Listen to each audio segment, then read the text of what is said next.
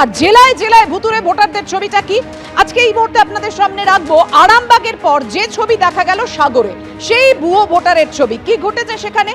কারণ সাগরে দেখা যাচ্ছে যে ভোটার তালিকায় মৃতের নাম রয়েছে। গঙ্গাসাগরের রামকোটচরে তালিকায় মৃত ভোটারের নাম, অর্থাৎ যে মারা গিয়েছেন। ৩০-৩৫ জন ভোটার মৃত বা ভিন রাজ্যের বাসিন্দা। ভুতুরে ভোটারদের নিয়ে প্রশাসনকে জানিয়েও লাভ হয়নি। স্থানীয় মানুষজন এমন অভিযোগ করছেন। রাজ্যপালের দ্বারস্থ হয়েছিলেন তারা, কিন্তু কোনো কাজ হয়নি। 30 বছর এখানে নেই, পাঞ্জাবে আছে, কিন্তু এখানে তার ভোটার লিস্টের নাম আছে। রেশন সামগ্রী রেশন পাচ্ছে কিনা আমি তো বলতে পারবো না, কিন্তু ভোটার লিস্টের নাম আছে। এরকম 30-40 জন মৃত ভোটার লিস্ট আছে, এখানে নেই। এখন দেখছি যে 50 জনের উপরে আছে।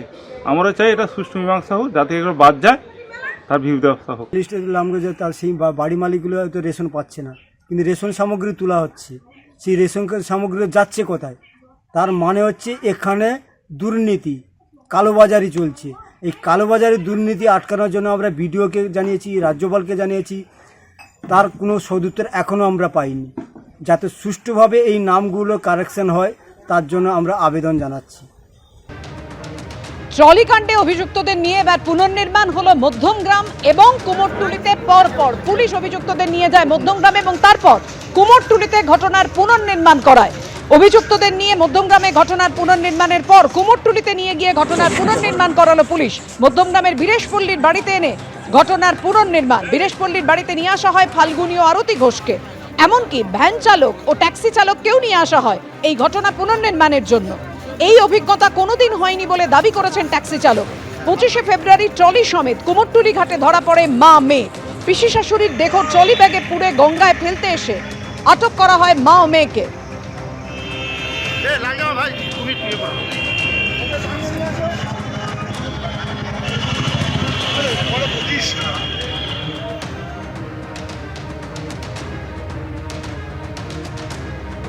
টাকা কত ঠিক হয়েছিল?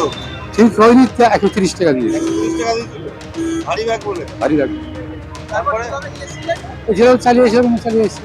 আজকে আবার ভাড়া দিয়েছে ওরা হ্যাঁ? ওরা কারণ দেবে আজকে যে গাড়িটা আসলো মালিক দেবে, অফিসাররা দেবে। দিয়েছে সেটা না এখন কথা পাই। হয়েছে? হ্যাঁ, কি বলেছে?